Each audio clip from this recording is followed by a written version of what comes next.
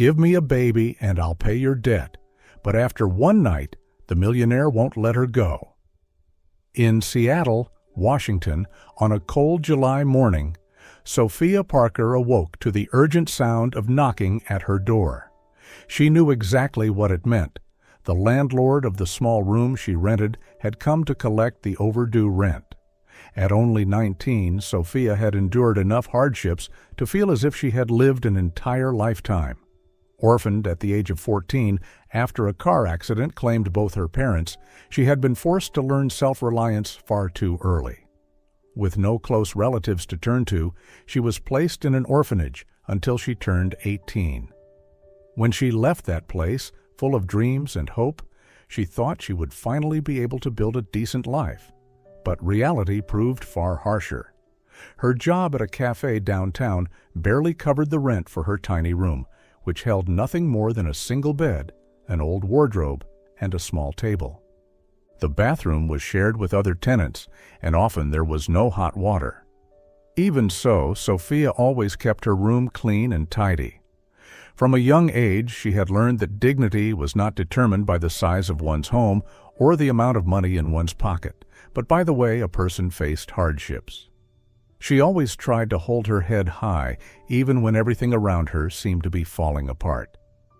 That morning, hearing the knock, she knew she had to face the truth again. She had no money to pay.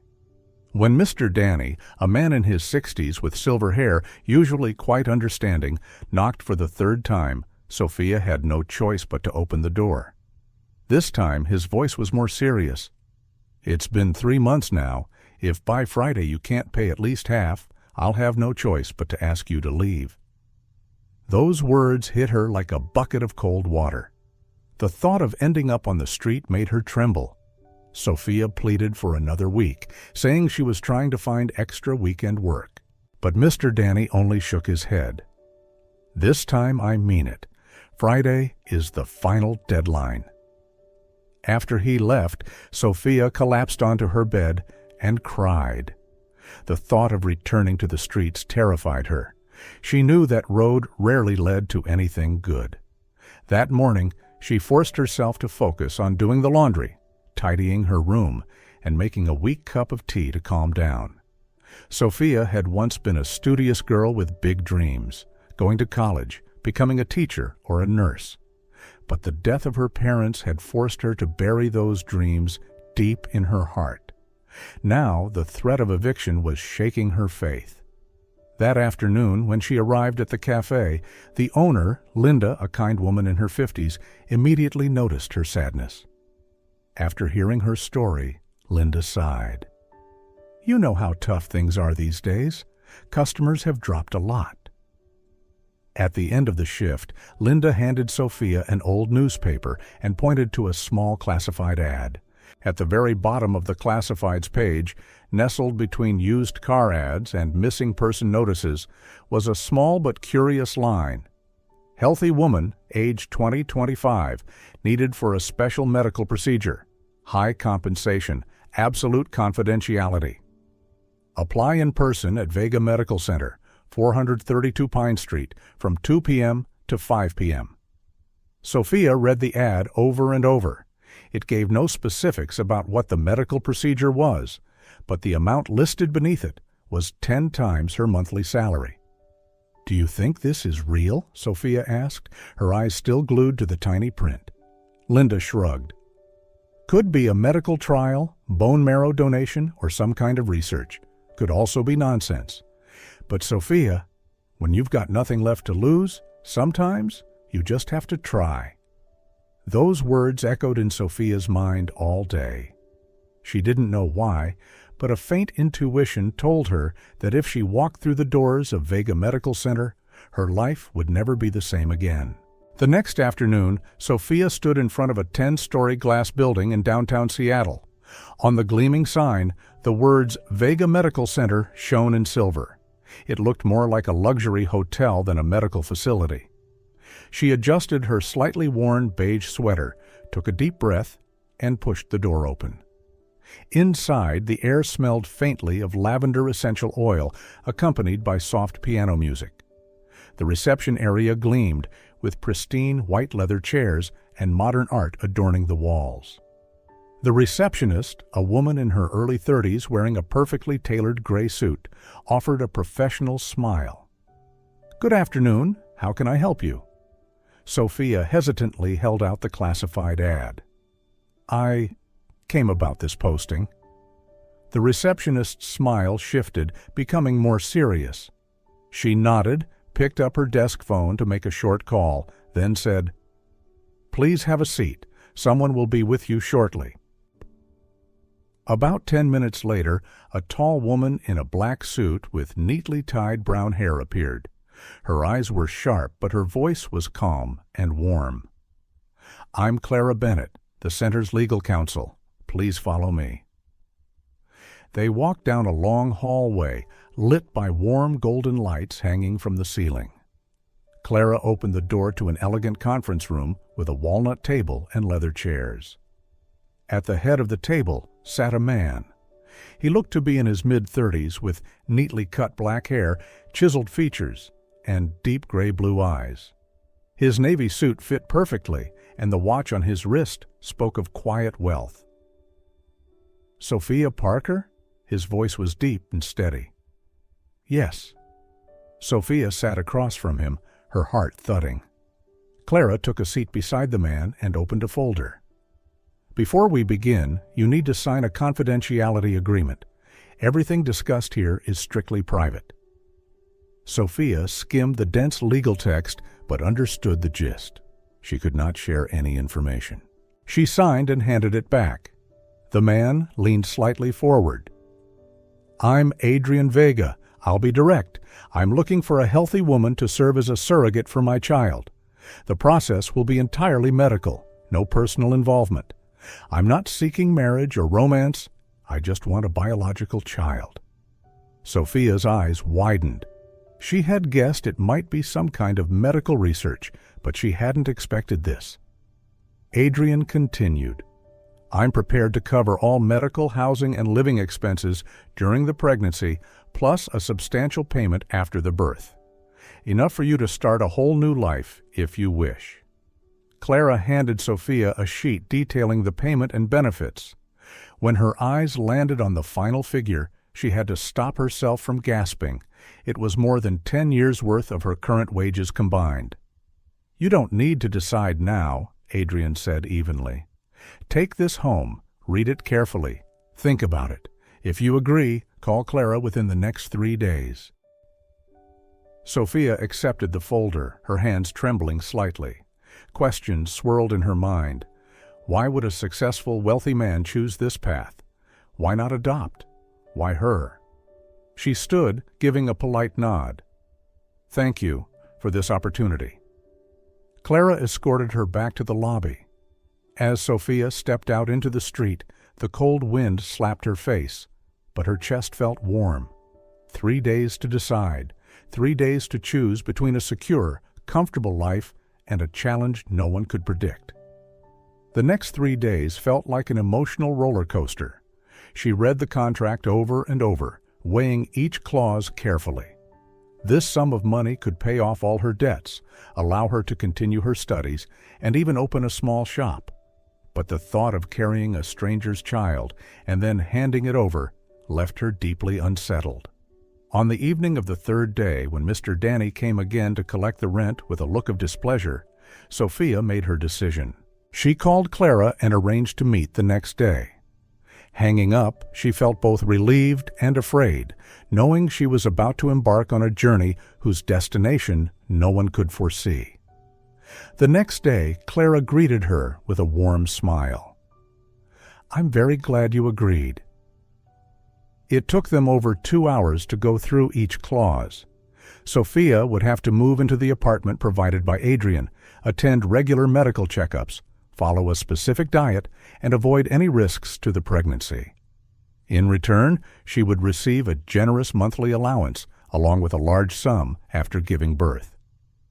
When the paperwork was signed, Sofia felt as though she had just entered into an agreement that would change her life.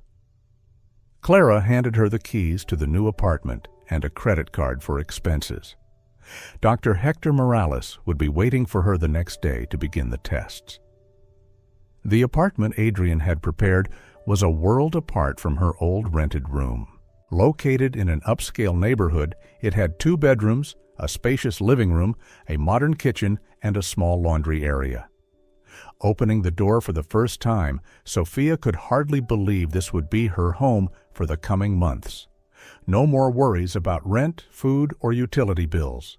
Yet she still felt as if she were living a borrowed life. Dr. Hector Morales was a middle-aged man with graying hair and glasses, whose calm demeanor put Sofia at ease from the very first meeting. He explained the artificial insemination procedure in detail, from the initial health tests to the hormone treatments that would prepare her body for the embryo transfer. The entire process would be closely monitored to ensure safety. In the first weeks, Sofia gradually adapted to the routine of regular checkups, taking medication as prescribed and sticking to the diet. Adrian occasionally came to the clinic, always keeping his distance, politely asking about her health, but never touching on personal matters. Even so, Sofia began to notice that beneath his cold exterior was a lonely man. Once she caught him staring out the window with a pensive sadness, making her wonder what past had caused him to shut himself off like that. On the day of the procedure, Sofia felt both nervous and determined. All her tests were perfect, her body was ready.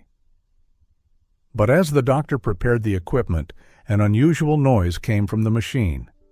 After several unsuccessful adjustments, the doctor was forced to cancel the procedure due to a malfunction in the cooling system, which would take weeks to repair. The problem was that Adrian's schedule didn't allow for waiting, and missing the optimal point in her cycle would mean starting over. Dr. Morales said there was another option: natural conception. The suggestion made Sofia blush. She understood exactly what it meant, and she saw the tension in Adrian's eyes, even though he remained outwardly calm.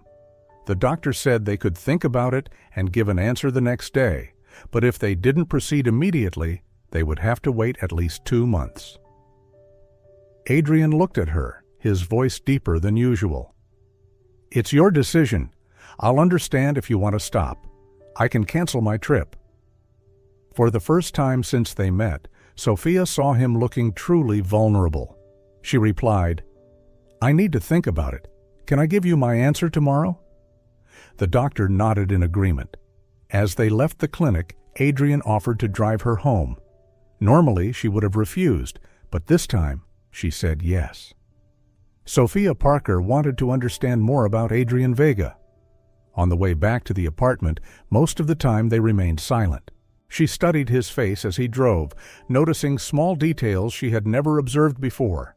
A faint scar near his right ear, his large and steady hands, and the habit of lightly clenching his jaw whenever he was deep in thought. When they stopped in front of her building, Adrian turned off the engine and stared straight ahead for a long moment before speaking. "Sofia, I want you to know that whatever you decide, I will completely respect it. This contract was never meant to put you in a difficult position." His sincerity caught her off guard. She asked, "Why is having a child so important to you?" Adrian stayed silent for so long, she thought he might not answer. When he finally spoke, his voice carried a pain he tried to hide. "My company will be passed on to the next generation. My father built it from nothing, and now it's my responsibility to ensure it continues. But I will never get married." His answer came out colder than he intended, and Sofia sensed there was much more behind it. "Never? Why?" she asked, surprising herself with her own boldness. For the first time, Adrian looked directly into her eyes. "Because love only brings pain, and I've had enough of it." In his eyes was a deep sadness that made her chest tighten. She realized that behind all the wealth and power, this man carried wounds that had never truly healed. "I'm sorry for what happened to you." Adrian seemed surprised by her genuine words, and for a moment his cold exterior completely fell away. That night, Sofia couldn't sleep, thinking about everything that had just happened. Things were now far more complicated than at the start. It was no longer just about a medical procedure and money. Emotions had entered the picture, even if neither of them wanted to admit it. She thought about the life she could have with that money, the safety she had never known, the stable future she had always dreamed of. But she also thought about the baby she might carry, about the lonely man who would be the child's father, and the strange feeling that she and Adrian were slowly forming a connection despite having known each other for only a short time. By morning, she had made her decision. She would proceed with the plan, no matter the method. The next day, they went to the clinic. Dr. Hector Morales, though professional, couldn't entirely hide his tension. He led them to a private area, a room more like a luxury hotel suite than a medical facility, with a wide bed, soft lighting, and gentle background music. After explaining some medical details, the doctor left, giving them privacy. The silence between them grew heavy. Adrian walked to the window and said, "I'll do my best to make this as little awkward as possible for you. I know this is your first time, and I promise I'll be careful."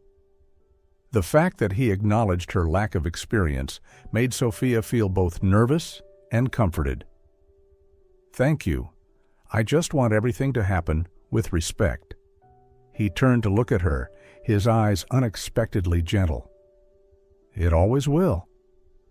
As they moved closer, Adrian slowly raised his hand to cup her cheek with tenderness. "Are you sure?" he asked one last time. She gave a small nod. What happened next was nothing like what Sofia had imagined. Adrian was incredibly gentle, patient, and attentive. He kissed her slowly, as if they had all the time in the world, awakening in her a deep emotion she had never known. Not just physical desire, but a connection and intimacy beyond any contract. When she fully opened herself to him, it became a moment that changed them both. Sofia felt as though she had rediscovered a part of herself that had long been asleep, and Adrian, despite his experience, was moved by the purity and completeness of her surrender. Her tears fell, not from pain, but from an overwhelming sense of joy. Afterward, as they lay side by side, both knew that everything had changed. They were no longer just two people fulfilling a contract, but two souls who had found an unexpected bond. Adrian looked at her as if truly seeing her for the first time. "You're special." Those words made Sofia realize her life would never be the same again. In the weeks that followed, they both tried to return to their normal routines, but neither could deny that something had changed between them. Sofia Parker continued living in the apartment he had provided, attending regular checkups and following all of the doctor's instructions. Adrian Vega remained busy with work, but every time they met at the clinic, there was always a certain energy between them, something difficult to name. In the weeks that followed, they both tried to return to their normal routines, but neither could deny that something had changed between them. Sofia Parker continued living in the apartment he had provided, attending regular checkups and following all of the doctor's instructions. Adrian Vega remained busy with work, but every time they met at the clinic, there was always a certain energy between them, something difficult to name. They greeted each other and exchanged medical information, but avoided personal topics. It was as if they were both trying to pretend that afternoon had never happened, though they both knew it could never be forgotten. 3 weeks later, Dr. Hector Morales confirmed that Sofia Parker was pregnant. A surge of joy mixed with anxiety washed over her. She was now carrying Adrian Vega's child. What was supposed to be just a job had become something profoundly meaningful.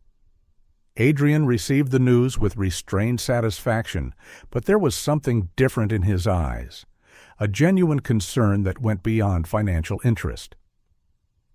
"How are you feeling?" he asked. "A little nauseous in the mornings, but the doctor says it's normal." He nodded, still looking at her as if he wanted to say more. In the days that followed, Adrian began appearing more often, always with an excuse at first, asking about test results, speaking with the doctor, or reviewing the contract. But Sofia realized he was finding reasons to be near her. Sometimes he offered her a ride home. Sometimes he stopped by the apartment under the pretense of checking if she needed anything. Their conversations grew more personal, softer, and warmer. One afternoon, finding her lying tired on the sofa, Adrian went into the kitchen to make ginger tea and said, "My mother always did this when I was sick." It was the first time he had spoken about his mother in such a personal way. His voice carried a note of nostalgia, and she realized his mother had passed away. "She died when I was 25. Cancer. Very fast." Sofia took his hand and said, "I'm so sorry. That must have been hard." He didn't pull his hand away.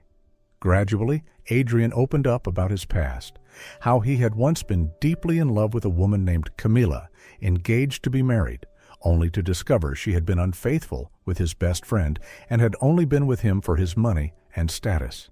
He had caught them in the very house he had bought for their wedding. "That day, a part of me died. I swore I would never let anyone get close enough to destroy me like that again." Hearing this made Sofia's heart ache. She understood why he had built such walls around himself. Over time, Adrian became more caring, buying fruits recommended by the doctor, bringing books on pregnancy, even carrying in a hanging crib for the baby's room. She knew this wasn't because Clara had suggested it. It was because he was slowly allowing himself to grow attached to both the baby and to her. They began sharing more. His fear of fatherhood, the pressure of preserving his family's legacy, the loneliness despite always being surrounded by people. Sofia told him about her abandoned dreams, her childhood without a family, her worries about the future. They realized they had more in common than they thought. Both knew the weight of loneliness and carried scars rarely shown to others. "Sometimes I think, maybe the reason we met is bigger than just having a baby," Sofia said one evening as they sat on the balcony, gazing at the stars. Adrian looked at her, his expression unreadable. One morning, when Sofia was 4 months pregnant, she woke up with a dull ache in her lower abdomen. It wasn't severe, but it lingered, making her uneasy. She called Adrian before even calling Dr. Morales, and he was at her apartment in less than 20 minutes. Adrian Vega was clearly worried, more than the situation really required. He immediately took Sofia Parker to the clinic, where Dr. Hector Morales ran all the tests and confirmed that everything was fine, just a normal discomfort of pregnancy. But throughout the entire time at the hospital, Adrian stayed by her side, holding her hand and constantly asking if she was okay. It was in that moment that Sofia realized he was no longer there, merely as the biological father of the child. He was there as someone who genuinely cared for her, and she had to admit to herself that her feelings for Adrian had grown far beyond anything their contract had ever stipulated.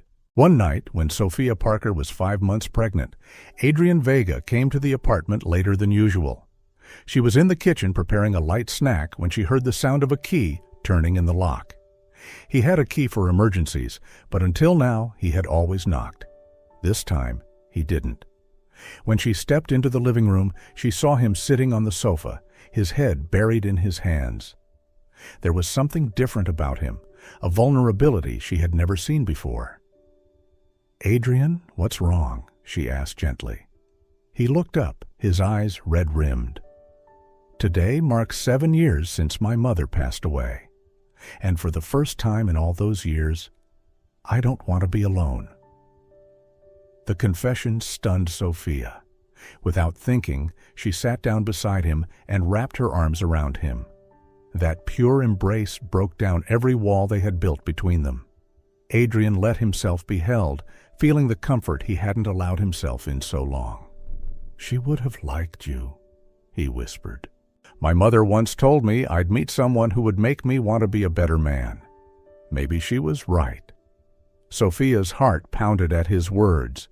It was the first time he had admitted to personal feelings beyond the arrangement. She was about to say something, but Adrian abruptly pulled away, as if realizing he was going too far. "I'm sorry. I shouldn't have come here like this. I shouldn't have said those things." She stepped forward, holding on to his hand. "Why not? Why can't you be honest about what you're feeling?" He looked at her, conflict flickering in his eyes. "Because that's not part of the agreement. You and the baby are only temporary in my life. When this is over, you'll go your way, and I'll go mine." Her heart ached at his words. "You and the baby?" she repeated. "You say it like the baby is only mine, not yours." Adrian ran a hand through his hair in frustration. "Legally, financially, it will be my child. But emotionally?" He hesitated, unable to finish. "Emotionally what?" she pressed. "Emotionally, I can't let myself get attached to you or the baby, because when it ends, the pain will be too great." His bluntness shattered her. She understood he was so afraid of being hurt that he would rather reject happiness than risk loving again. "What if it didn't have to end?" she blurted. "What if there was a way?" But Adrian shook his head before she could finish. "There's not. There can't be. We belong to two different worlds. You're young. You have your whole life ahead of you. And me, I'm just a man full of scars who no longer knows how to love the right way. You deserve more than that." He moved toward the door, but she followed. "What if all I want is you, even with those scars?" He stopped, his hand on the doorknob, not turning around. "Then you're fooling yourself, because men like me don't have happy endings. We only know how to survive." With that, he left the apartment, leaving Sofia alone with a shattered heart and 1,000 unanswered questions. In the days that followed, Adrian began avoiding her. He still came to the prenatal appointments, but only arrived on time and left immediately afterward. There were no more unexpected visits, no more small gifts or shared moments. He was polite, but kept his distance, trying to return to the cold, professional demeanor from the beginning. Sofia felt his absence keenly. She had grown used to his presence, their conversations, the feeling of no longer being completely alone.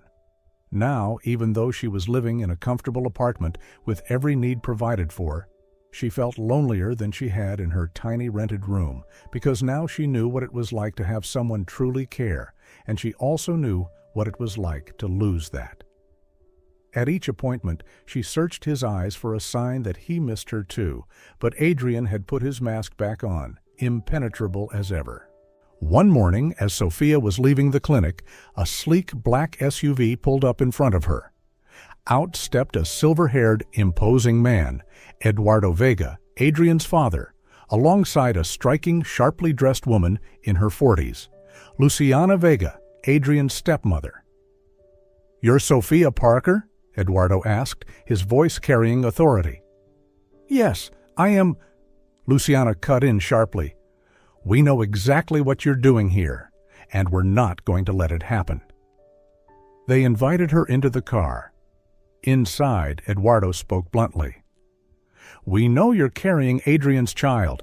Don't expect us to believe this medical contract story. Women like you are just looking to climb." Sofia stiffened. "I'm not—" Luciana placed a thick envelope on the seat. "This is twice the amount Adrian promised you. The condition is simple. Disappear after the birth and never contact him again." Sofia glanced at the envelope, then met Luciana's eyes. "I don't want your money. I signed a contract. I'll keep my word." The air in the car turned icy. Eduardo shook his head. "You'll regret this." 3 days later, Sofia was notified she had 48 hours to vacate her apartment. Her medical coverage at the center was revoked. Clara called, her voice uneasy. "I'm sorry, Sofia. This came directly from Adrian's family. I can't interfere." Standing in her apartment, looking at the cardboard boxes holding her belongings, tears welled in Sofia's eyes. She wasn't afraid of hardship, but having her safety stripped away left her breathless. Adrian didn't call, just one brief text. "I'm sorry. I need time to sort things out." That night, lying in a bed in a run-down motel on the outskirts of town, Sofia held her belly, feeling the tiny heartbeat within. She whispered, "Mom will protect you, no matter what." In the days that followed, Adrian buried himself in work. But the emptiness in his mind kept growing. One late night, Adrian returned to his penthouse, luxurious but so quiet he could hear the ticking of the wall clock. He opened the fridge but wasn't hungry. Instead, an image of Sofia flashed in his mind, her eyes the day she told him she was pregnant, her gentle voice wishing him a good day. His phone buzzed. It was Dr. Morales. "Adrian, I need to talk to you about Sofia." "What's going on?" "She's still coming to the community clinic for checkups, but I'm concerned about her mental state. Stress, worry, and the lack of the medical support she had before could affect the baby." Adrian stayed silent. Dr. Morales went on. "You're the only one who can change this. I know you two have a contract, but the child she's carrying is also your child." That call haunted Adrian all night. For the first time, he questioned his decision to stay silent.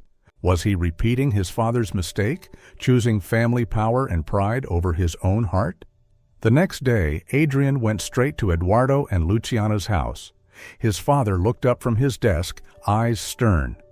"Adrian, you should—" "Be quiet and listen to me," Adrian cut in, his voice cold but resolute.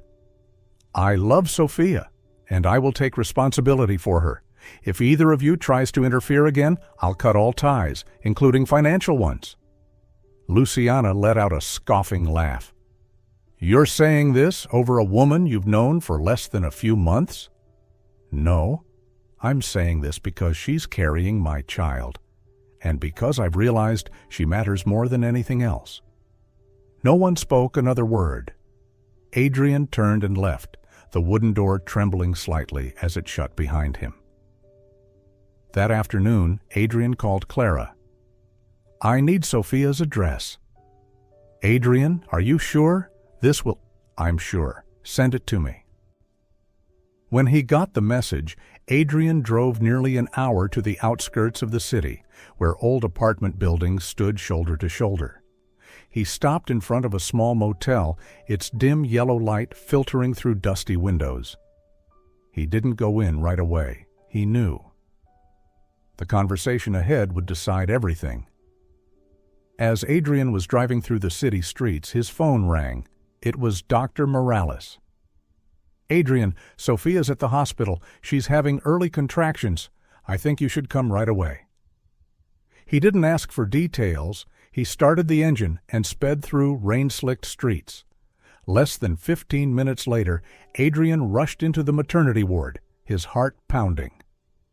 In the bright white room, Sofia lay on her side, hands on her belly, her face pale but her eyes alert.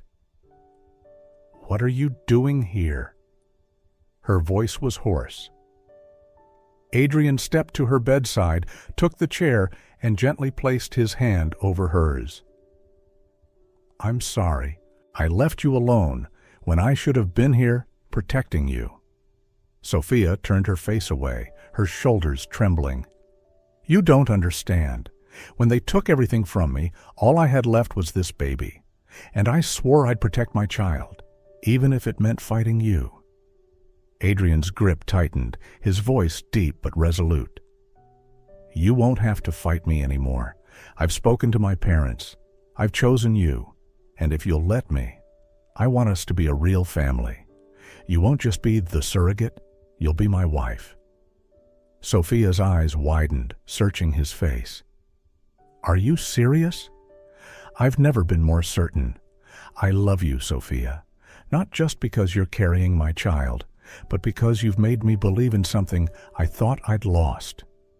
Tears welled in Sofia's eyes, but this time they were from emotion. She nodded softly.